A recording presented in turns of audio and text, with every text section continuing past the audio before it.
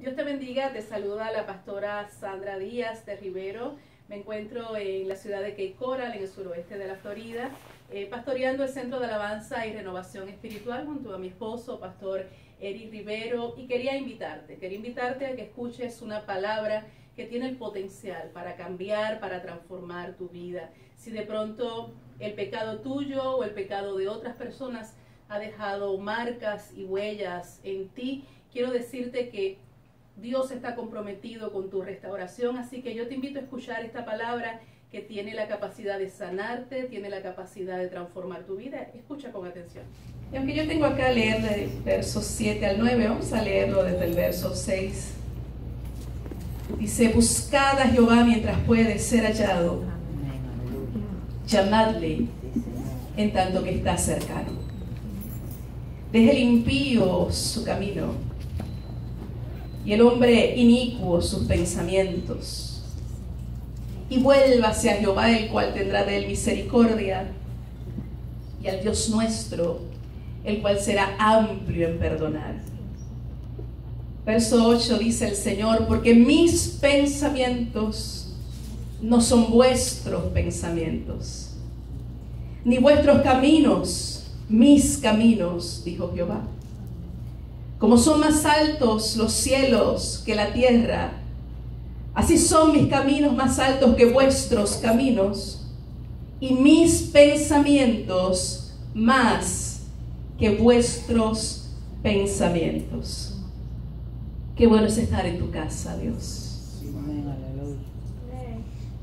Qué bueno es acercarnos con acciones de gracias, con alabanzas en nuestros labios,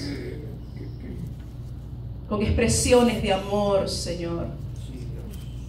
Porque dice la Escritura que tú habitas en medio de las alabanzas de tu pueblo.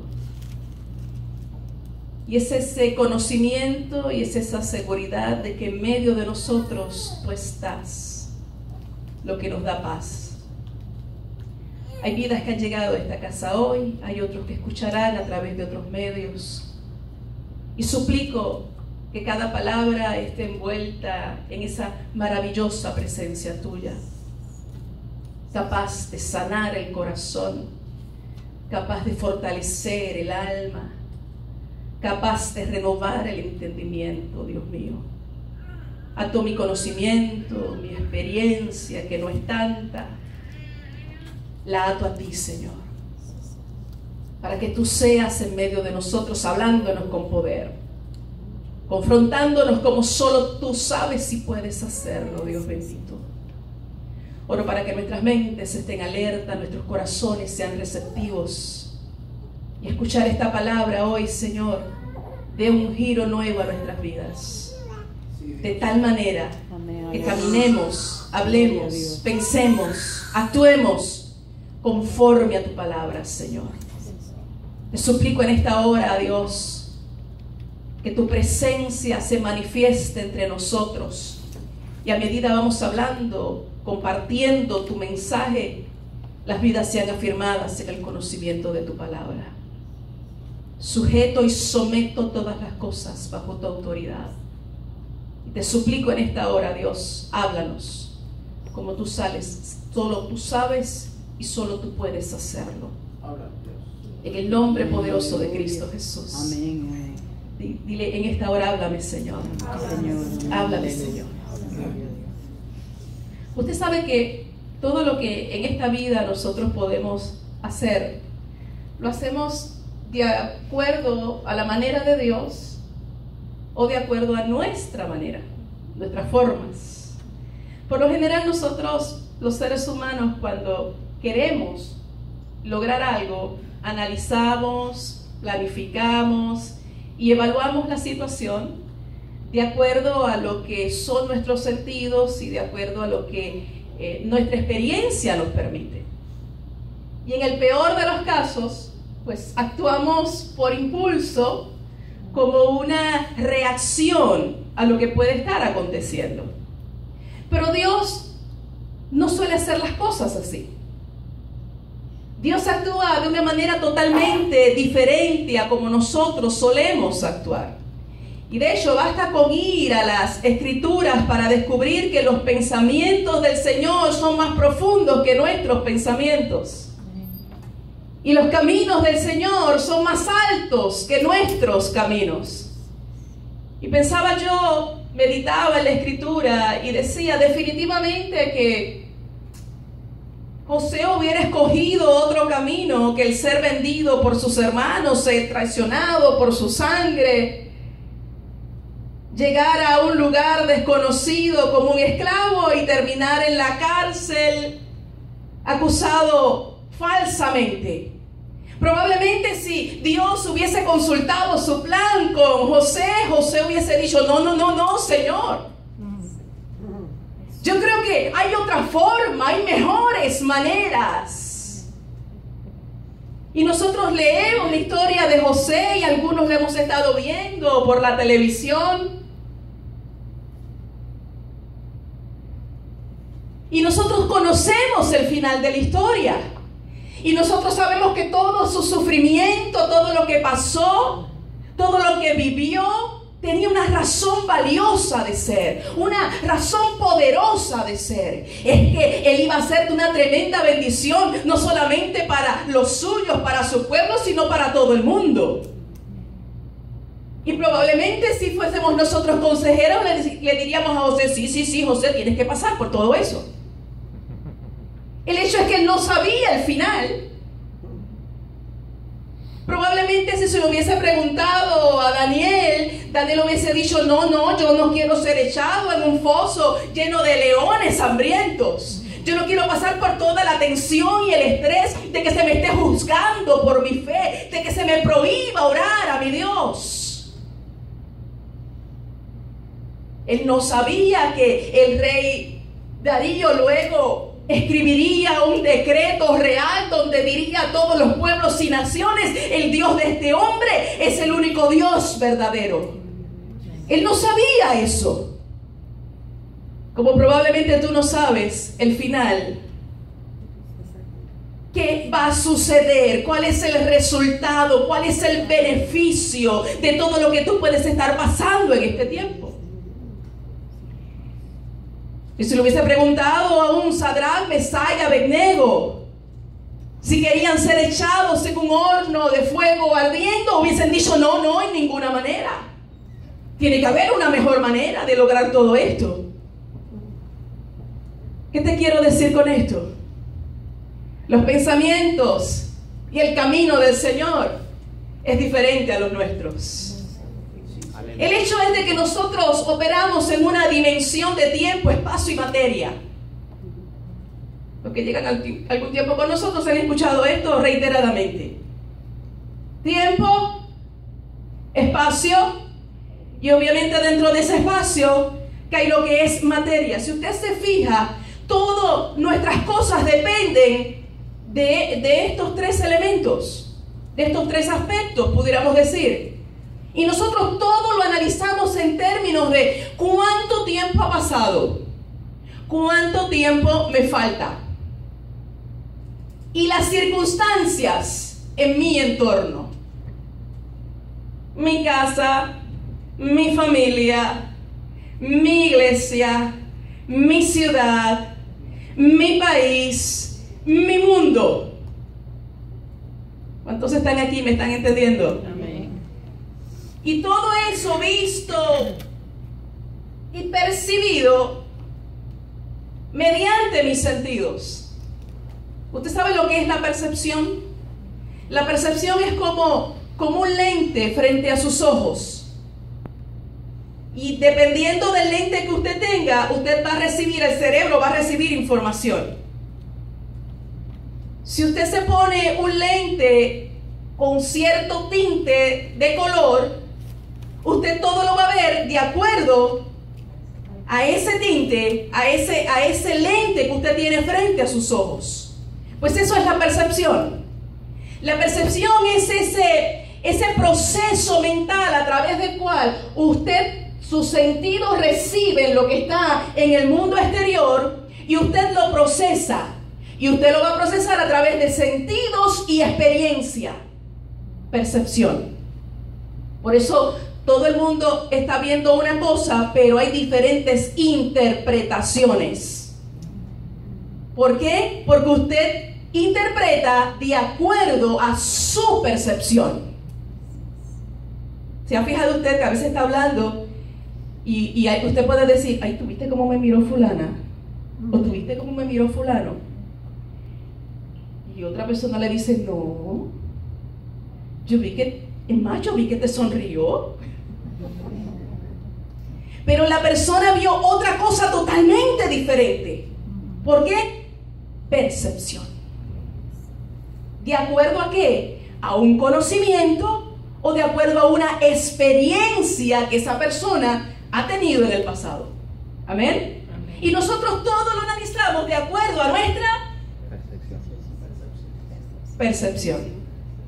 Gracias a los tres que están aquí. Percepción. Amén. Pero la Biblia dice que Dios funciona de una manera totalmente diferente. Entonces, a modo de repaso, nosotros vivimos en una dimensión de ¿qué? Tiempo, espacio y materia. Amén. Y eso me recuerda al hombre que un día subió a la presencia de Dios en oración y le dijo al Señor, Señores, ¿es cierto que para ti 1000 años son como un día?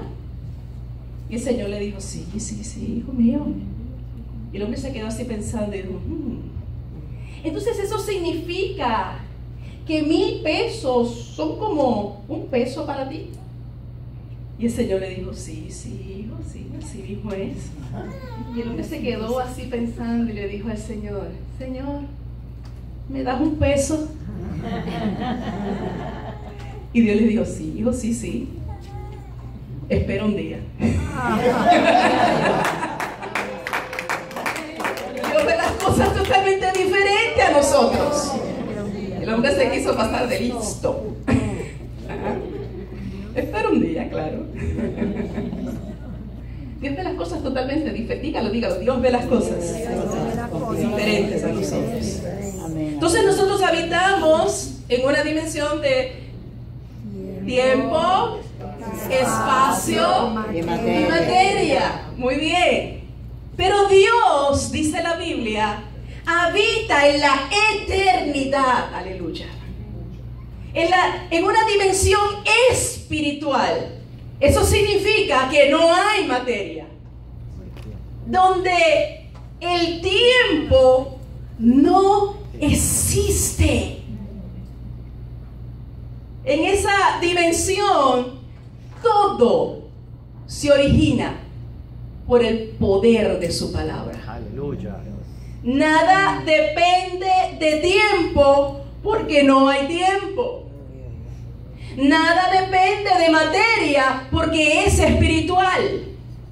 Y nada depende de las circunstancias porque Él con su sola palabra sustenta todas las cosas. Amén, aleluya. Él dice y es.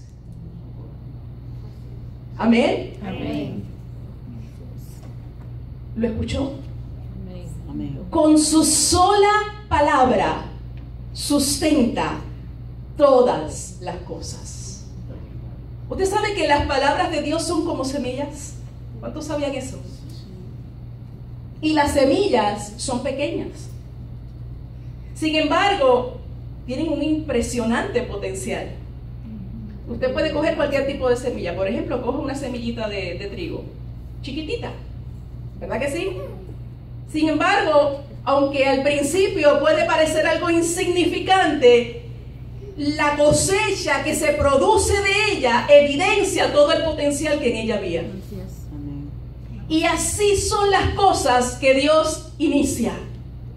Por lo tanto, no debes menospreciar los pequeños comienzos. Amén. A veces nosotros menospreciamos porque nosotros queremos empezar en grande siempre, usted sabe, ¿no? Nosotros queremos ser grandes de la noche a la mañana. Nosotros queremos perfección de la noche a la mañana. Nosotros queremos experiencia de la noche a la mañana.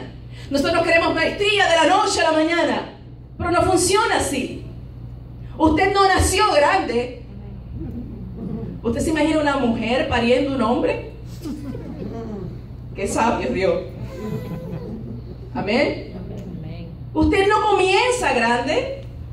Usted comienza como un bebito.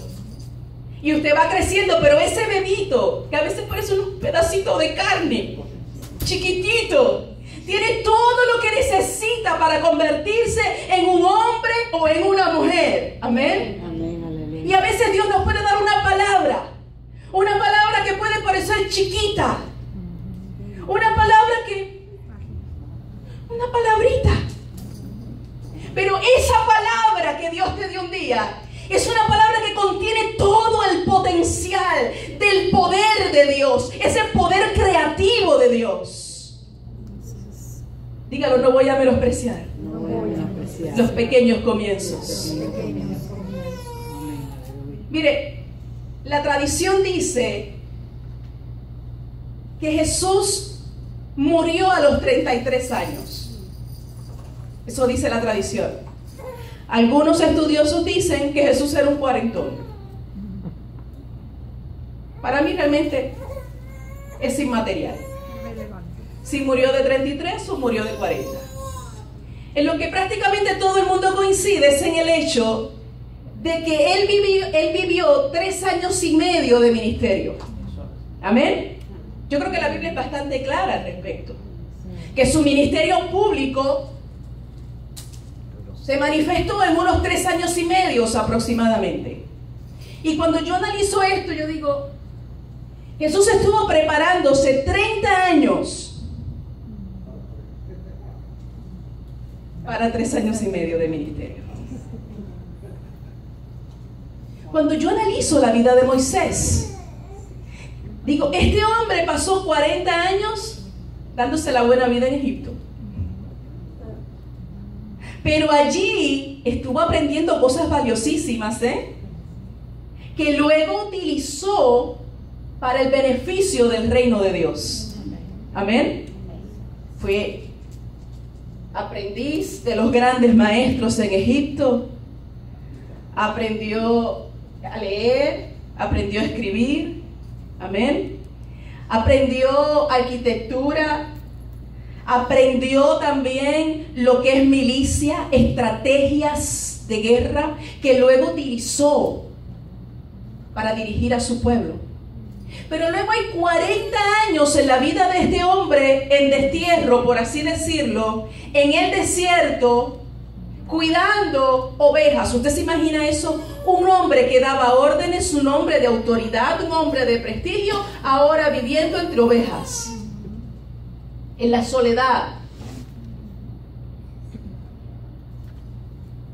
Y luego pasa 40 años de su vida ejerciendo el ministerio. ¿Sabe lo que significa? 80 años de preparación para 40 años de ministerio. Y de esa misma manera, si nosotros analizamos la vida de grandes hombres de Dios, nos vamos a dar cuenta que suele repetirse este patrón, en donde el tiempo de preparación es más largo que el tiempo de ejercer realmente el ministerio para el cual Dios ha llamado. Entonces tienes que entender esto. Dios no está interesado en nuestra manera de hacer las cosas. Dios no está interesado en tiempo, métodos o cualquier otra forma. ¿Sabes en lo que Dios sí está interesado? En que se cumpla su propósito. Amén. Que lo que Él planificó en la eternidad se cumpla en nosotros, cabalmente. Y quizás tú puedas pensar lo que yo misma he pensado por muchos años, por mucho tiempo. Las caras están saliendo. ¿Cuándo, Señor? ¿Cuándo? El tiempo está pasando. ¿Verdad, Fede? El tiempo está pasando. Se me está acabando el tiempo. ¿Cuántos piensan eso? Sobre todo los que ya entraron a los 40. Empiezan empiezan en la crisis de los 40. Hay gente hasta tapándose la cara y todo. Gloria a Dios. Esta pregunta, ¿qué he hecho con mi vida? Amén. ¿Cuántos han hecho esa pregunta? Amén. Amén. ¿Qué he logrado? ¿Qué voy a dejar cuando me manden a buscar? Amén. Son preguntas que rondan nuestra cabeza. Quizás tú pienses, los años están pasando, se acaba el tiempo, esto ha sido problema y problema y problema y problema, y salgo de una y me meto a otra, y salgo de esa y me meto a otra más. Debes saber que Dios trabaja a través de las pruebas. Amén. Él trabaja en lo secreto. Escúchalo. Con muy poca consideración de nuestros gustos y placeres naturales. Santo. Amén. Diga amén o diga ouch. Amén y ouch. ¿Sabes? Te lo voy a decir en buen puertorriqueño. Lo que a ti te preocupa tanto, ay, no le preocupa. ¿Amén? Amén. No le preocupa. Lo que a ti te tiene tan afanado y tan oprimido, a él no le preocupa. Porque él está mirando otra cosa. Su pensamiento es más alto, es más profundo que el nuestro. Sus caminos son diferentes a los nuestros. Y si nos tomamos el tiempo de leer y analizar lo que nos dice Isaías 55, nos vamos a dar cuenta que el énfasis del cambio o ese resultado esperado está en dos palabras claves: pensamientos y caminos. Léalo con detenimiento en su casa, a partir del verso 7 hasta el verso 9. Pensamientos y caminos. Y es como si el Señor nos estuviese diciendo: abandona tu camino porque no es mi camino. Desecha tus pensamientos porque no son mis pensamientos. Es como si en esta mañana el Señor se parara frente a nosotros y nos dijera: tu camino debería ser mi camino y tus pensamientos deberían ser mi pensamiento, hasta donde tu débil condición humana te lo permita. Es como si Dios nos dijera hoy: pero te has apartado de mí. No tienes los pensamientos que yo quiero que tengas, ni andas en el camino que yo deseo.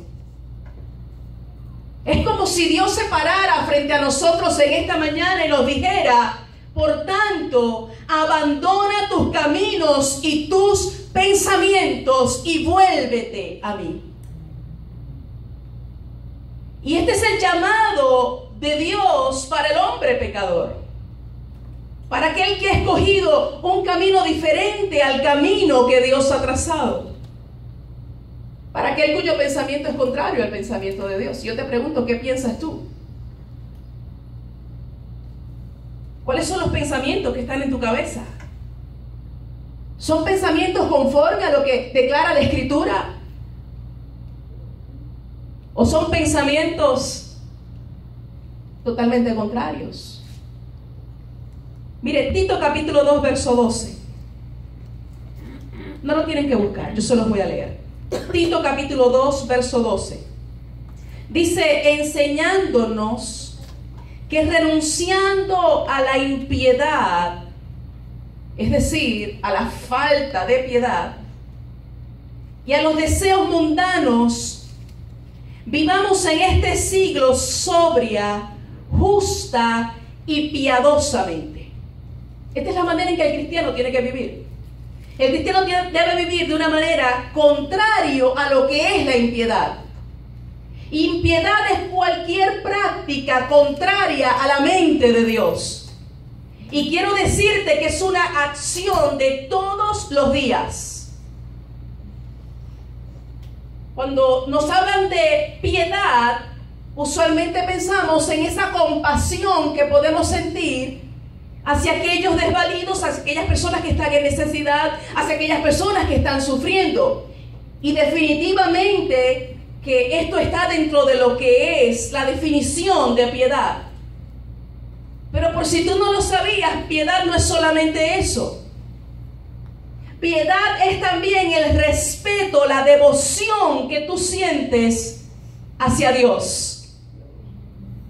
Amén. Entonces, cuando la Biblia te está hablando de ser piadoso en este contexto, de lo que te está hablando es de ese apego al Señor, de ese apego al mandamiento del Señor, de ese cumplir ese mandamiento. Y como te dije, es una decisión de todos los días. Hoy yo tengo que decidir, cada mañana yo tengo que decidir, cada instante de mi vida yo tengo que decidir, como dice la Escritura, voy a vivir sobriamente. Y ese sobriamente es en relación a mí mismo. ¿Qué significa eso? Yo voy a tener dominio propio. Eso es lo que significa. Yo voy a vivir de una manera moderada. Amén. Yo voy a tener buen juicio. Cuando la Biblia te dice que vivas sobriamente, a eso se refiere. Pero luego dice que vivas justamente. Y justamente es en relación a tu prójimo. Es que cuando tú haces un juicio, tú tomas en cuenta la verdad y gana para ti la verdad. Amén. Y tú vas a darle a cada cual lo que le corresponde. Vas a ser una persona justa con los demás. Pero luego dice que vas a vivir también, y debes vivir tú como cristiano, ¿cómo? Piadosamente. Y eso se refiere a mi relación con Dios. ¿Qué significa? Yo voy a tener respeto y admiración por Dios.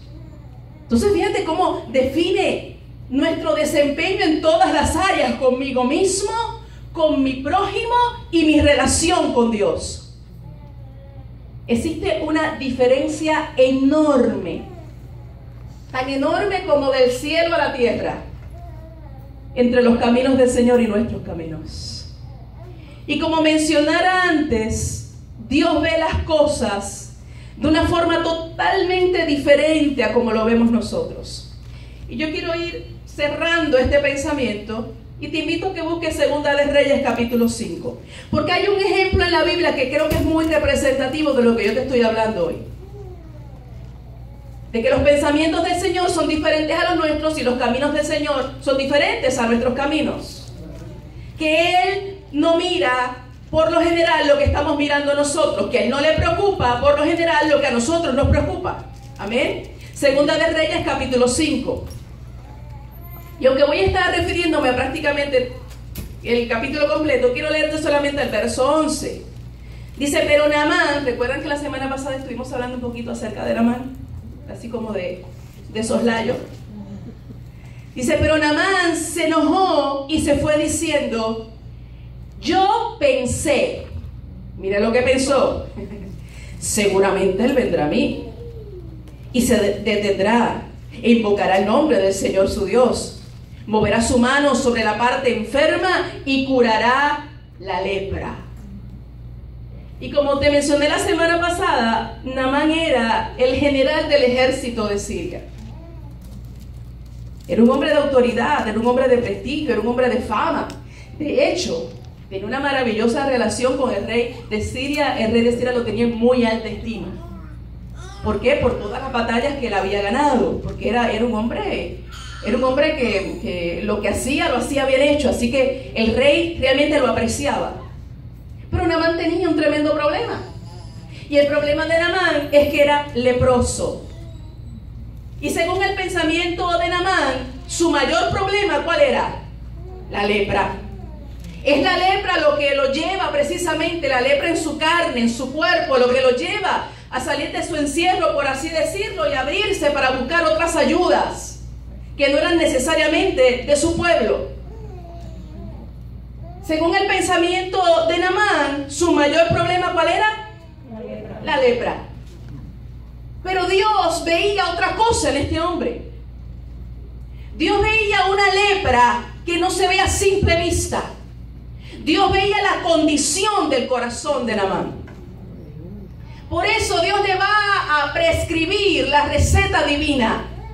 No la que él quería, sino la que Dios sabía que él necesitaba. ¿Cuántos saben que Dios hace lo mismo con nosotros? Que hay cosas que nos sorprenden, que no las esperábamos del Señor, que nosotros esperábamos algo totalmente diferente. Y nosotros concluimos como Naamán: es que yo pensaba, es que yo creía que lo que Dios iba a hacer era.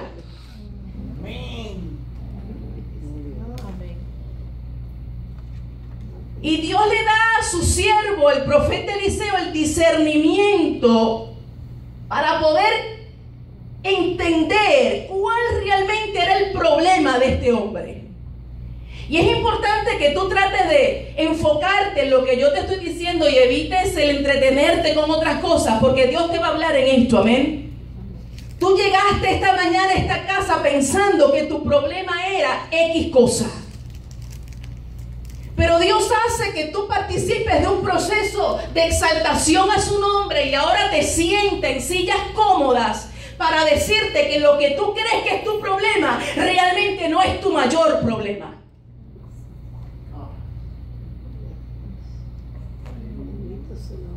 Amén.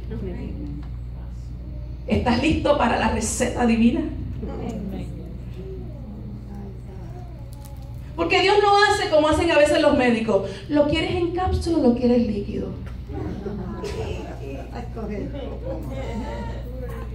Porque en cápsula, tú sabes, no sabe tan mal.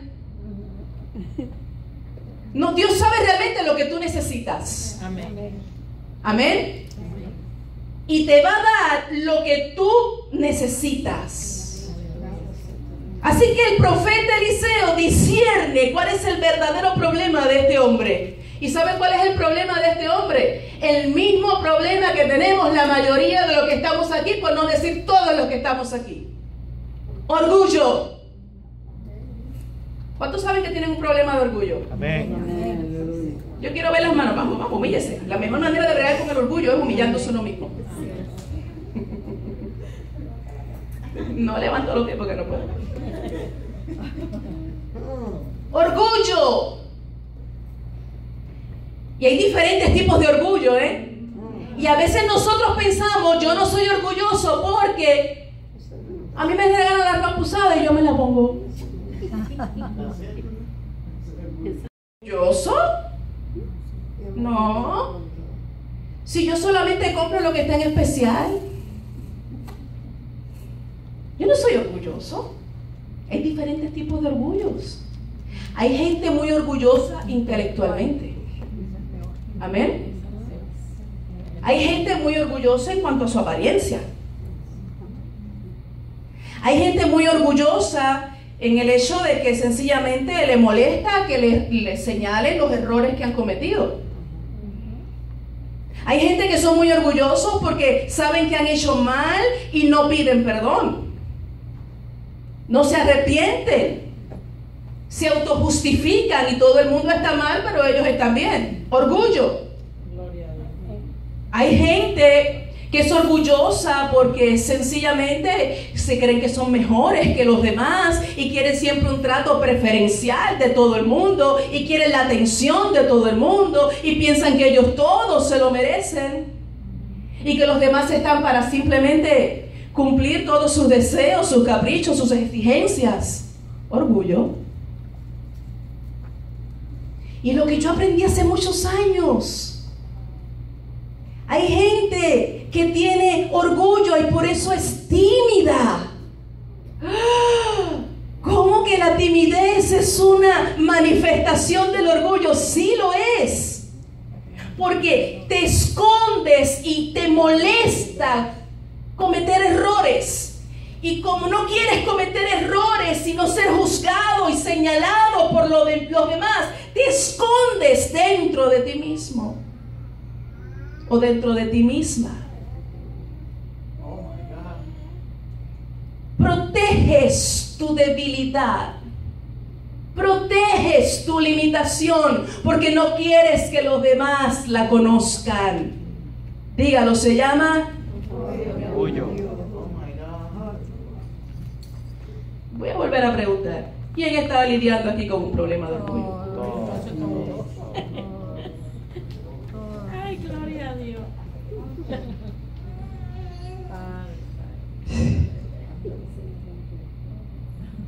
Hay gente que son orgullosos porque creen que son bien humildes.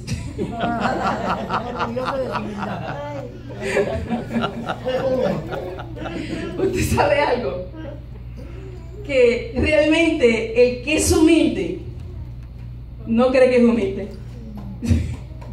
¿Usted sabía eso? Que por lo general, el que se cree humilde,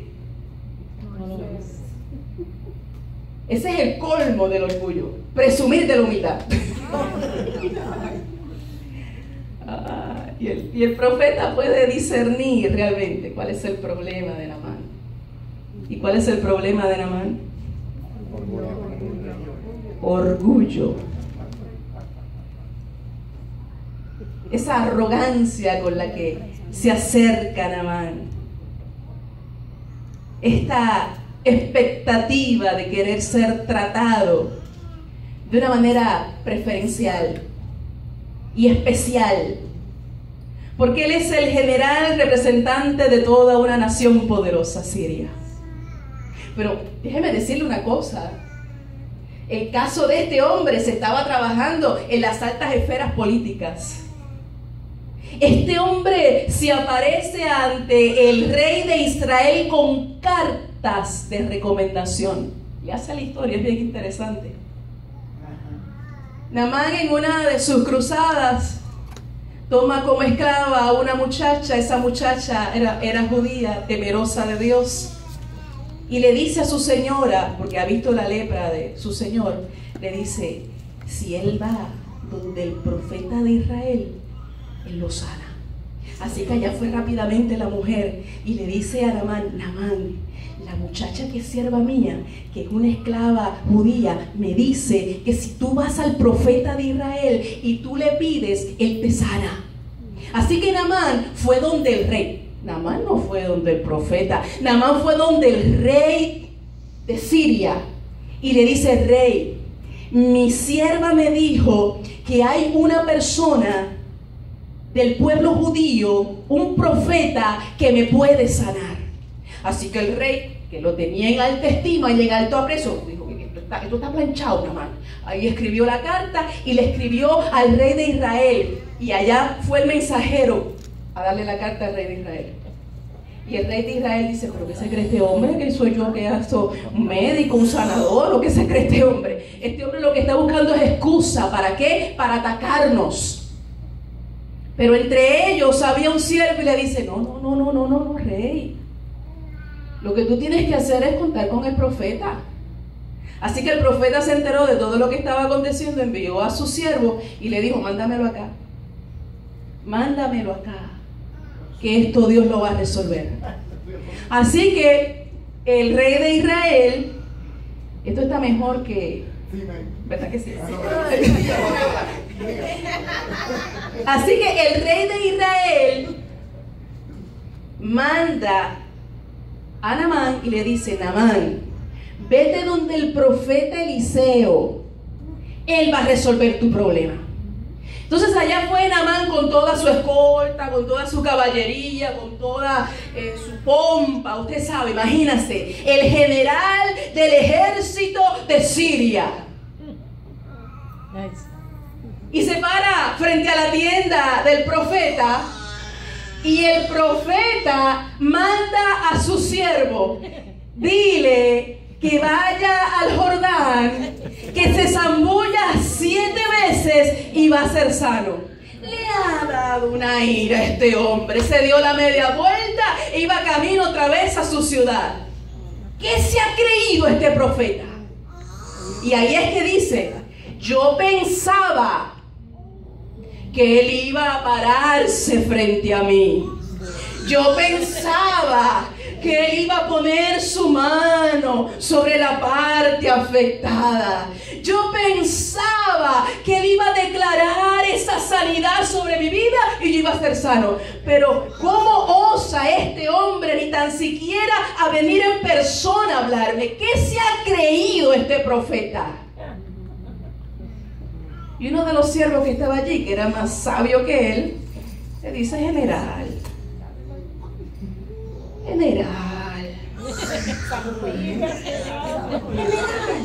Gloria a Dios. si este hombre te hubiese pedido algo complicado, tú no lo hubieras hecho. Tú no hubieses movido cielo y tierra para hacerlo. Entonces, si es lo que te está diciendo, que te metas en el río ese, pues métete, mijo. ¿Qué vas a perder? ¿Qué tienes para perder? Y este hombre dice: pero es que acaso en mi país no hay mejores ríos que... No era bonito, ni es bonito.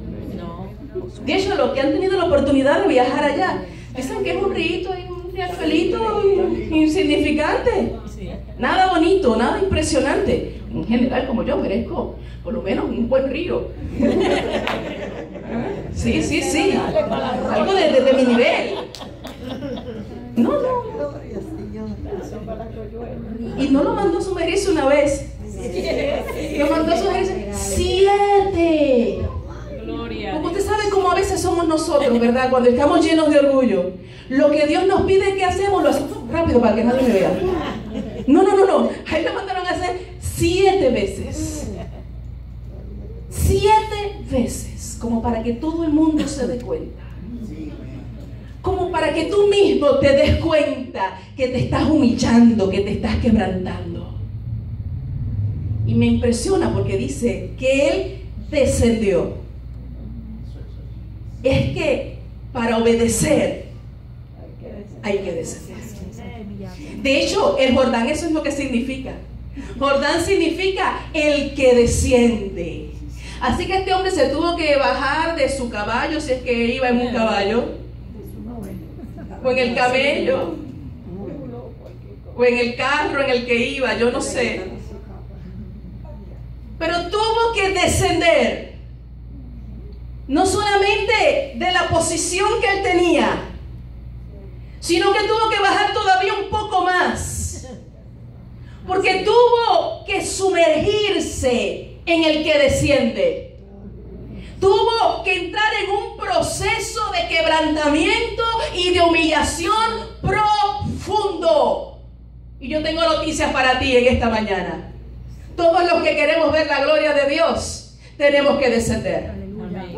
Tenemos que humillarnos, amén. Tenemos que quebrantarnos delante de la presencia del Señor. Solo así, mis hermanos, solo así podemos nosotros disfrutar de las riquezas del Señor. Dios estaba quebrantando a este hombre.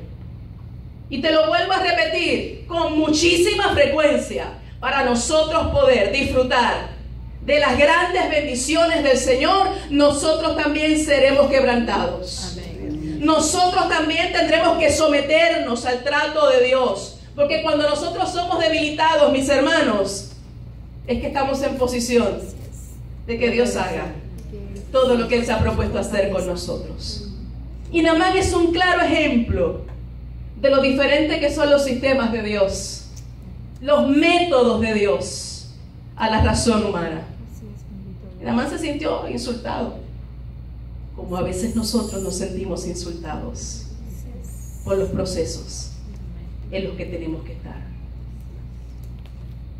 Porque sentimos que no nos dan el respeto que merecemos, la consideración que merecemos, el lugar que merecemos, la atención que merecemos. Y usted puede seguir enumerando. Y muchas veces Dios va a humillar la razón. Y Dios va a desafiar la razón. Y Dios va a poner en ridículo la metodología del mundo. ¿Sabe para qué? Sencillamente para abrirnos a los métodos de la fe. Entonces tenemos que pedirle al Señor que renueve nuestro entendimiento, para que nosotros no tengamos expectativas incorrectas de cómo Dios va a hacer las cosas. Porque muchas de nuestras grandes frustraciones y decepciones no es otra cosa que una frustración porque Dios no hizo lo que yo esperaba que Él iba a hacer, cuando yo creía que lo iba a hacer y de la manera que yo esperaba que lo iba a hacer. ¿Alguien se identifica con lo que estoy diciendo? Entonces, si tú quieres ver el poder de Dios en tu vida, tú tienes que aprender a pensar de manera diferente. Amén. Y vuelvo a repetirte lo que comenzamos leyendo. Mis caminos no son vuestros caminos, ni mis pensamientos vuestros pensamientos. Entonces, en palabras muy simples, tenemos que estar abiertos al pensamiento de Dios y dispuestos a caminar el camino del Señor. No va a ser un camino fácil. Van a haber tantas cosas que nos tomen de sorpresa. Hay cosas que de hecho quizás ni las podamos entender mientras estemos en este cuerpo. Hay un libro que leí hace muchos años que se titula Cuando lo que Dios hace no tiene sentido. Si usted no lo ha leído, le invito a que lo lea. Cuando lo que Dios hace no tiene sentido. Y ahí habla de toda esa cantidad de cosas que acontecen día a día en nuestro mundo y en nuestra vida. Y que a veces nosotros en nuestra ignorancia, inmadurez, tratamos de justificar y decimos cada disparate. Que lo que hacemos es endurecer más el corazón de las personas. Como por ejemplo, usted ha escuchado, y me perdona si alguien lo ha dicho aquí en algún momento, pero ¿alguna vez usted ha escuchado a alguien que ha perdido un hijo y se le para alguien de frente y le dice, es que Dios quería mandar a buscar ese angelito porque lo necesitaba allá arriba? ¿Cómo tú le vas a decir a una mujer o un padre que acaba de perder a su hijo? O sea, hay cosas que a veces tratamos de justificar creyéndonos nosotros que somos abogados de Dios, como si Dios necesitara justificar sus acciones y sus hechos. Dios es Dios, es soberano y hace lo que entiende y lo que quiere hacer. Amén. Lo dice la Escritura. ¿Acaso no haré con mi creación lo que quiera? Con lo que es mío no voy a hacer lo que quiera. ¿Cuál es la paz que tenemos nosotros en todo esto? Que el soberano es bueno, que mi Padre Celestial es justo, y que aunque me haga pasar por un tramo de este camino que me haga llorar, y a veces llorar con amargura y con dolor, y a veces hasta con desesperación, amén, Él sabe lo que está haciendo. Y aunque yo no lo puedo ver, yo no lo puedo entender, la Biblia me da evidencia. Los siglos me muestran que siempre todo lo que hace tiene una razón de ser, y es buena esa razón. Amén. Y como Él no está pensando ni viendo lo que veo yo, ni lo que pienso yo, me puede hacer pasar por cosas que yo jamás hubiera elegido pasar. Me hace vivir cosas que yo no hubiese elegido. Son parte del proceso. Porque para Él lo importante no es que tú te sientas cómodo, feliz o bien ahora. ¿Lo entiendes? Él está trabajando para nuestra eternidad. Él está formando algo glorioso en nosotros. ¿Y sabes qué es lo que está formando? Nada más y nada menos que la imagen de Cristo Jesús. Y usted en su mente puede decir, bueno, pero hay una mejor manera y más fácil de hacer esto. ¿Por qué me hace sufrir? ¿Por qué me hace pasar? ¿Por qué me quita? ¿Por qué me arranca? ¿Por qué me priva? Claro, como Él no es el que lo sufre.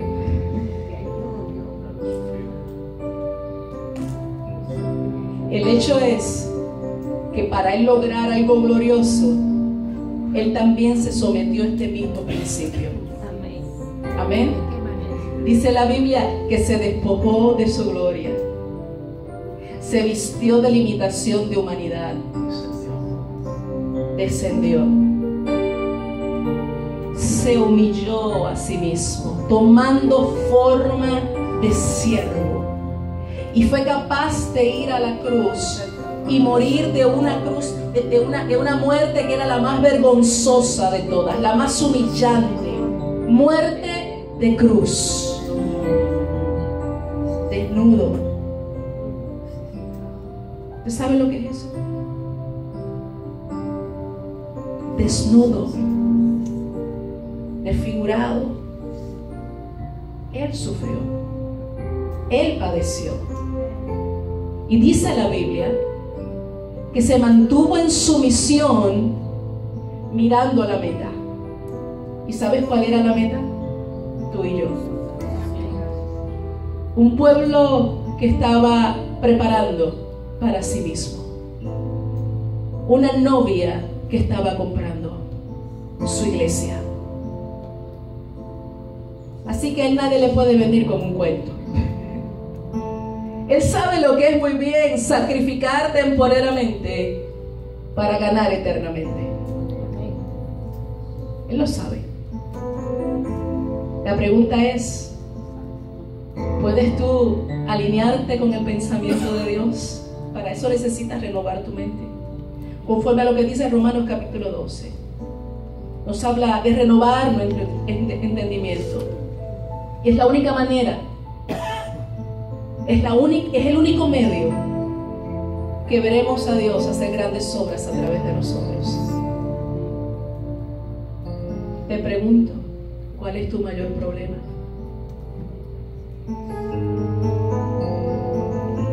¿Cuál es tu mayor problema?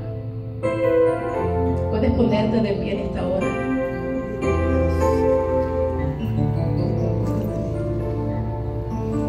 Y en humildad descender delante del Señor en quebrantamiento. Y decirle: aquí estoy, Señor. Examina mi corazón en esta hora.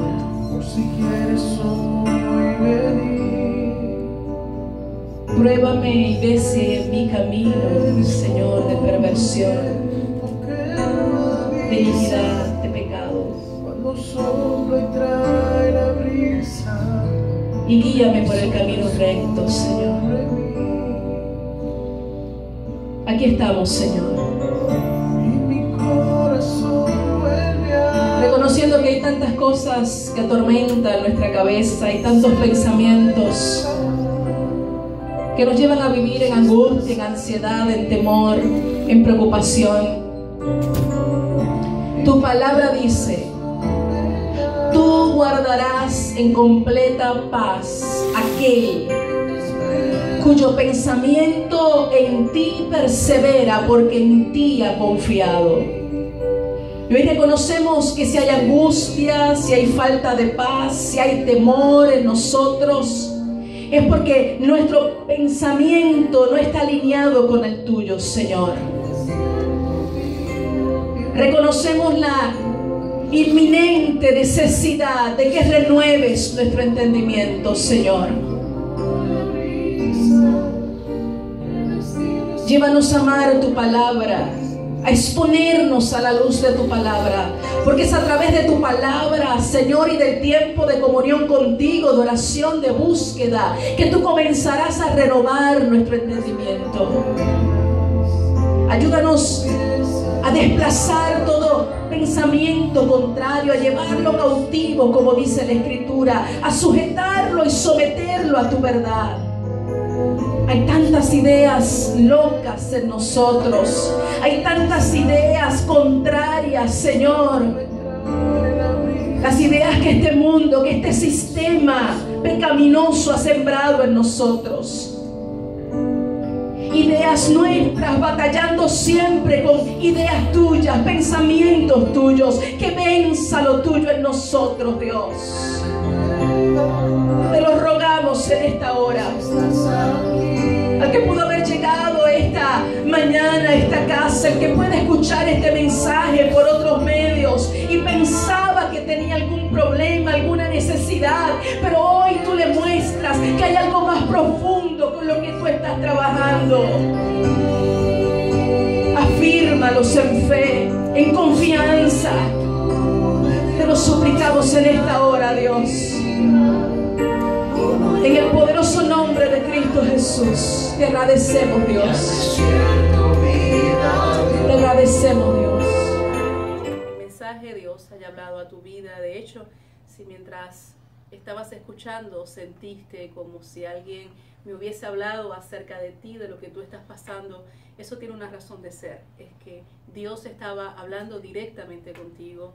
Romanos capítulo 10, verso 9 dice: si confesares con tu boca que Jesús es el Señor y creyeres en tu corazón que Dios le levantó de los muertos, serás salvo. Yo quisiera preguntarte si alguna vez has tenido la oportunidad de confesar públicamente a Jesucristo como el Salvador personal de tu vida.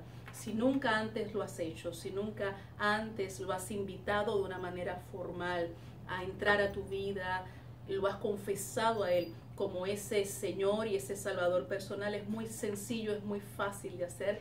Basta con que ahora mismo, ahí donde tú te puedas encontrar, si tienes la oportunidad, puedas cerrar tus ojos, puedas hacer esta simple oración. Dice la Biblia que si tú le confiesas como tu Salvador personal, Él entra a tu vida, Él perdona tu pecado y te conviertes desde ese instante en hijo de Dios. Así que si Dios te ha hablado a través de este mensaje y tú reconoces que tú tienes necesidad de Dios, basta con que hagas esta sencilla oración. Señor Jesús, reconozco que soy un pecador. Recibo la palabra que has hablado a mi vida hoy y te confieso como mi Salvador personal. Te pido que entres a mi vida, te pido que perdones todos mis pecados. Te suplico en esta hora que me llenes con tu Santo Espíritu. En el nombre poderoso de Cristo Jesús. Amén y amén. Este es el primer paso. No es el único, tan solo es el primer paso. Necesitas ahora ir a una congregación, una iglesia en donde se predique que solo Jesucristo y solo a través de Jesucristo hay salvación. Una congregación donde se predique que toda la Escritura es inspirada por Dios y es útil para corregirte, para edificarte, para llevarte a una dimensión mayor en donde tú aprendas a caminar en compañerismo con Dios. Si vives en la ciudad de Cape Coral, qué gusto nos daría que nos pudieras visitar, que te reunieras con nosotros, que te congregaras aquí y todos juntos alabáramos al Señor. Dios te bendiga.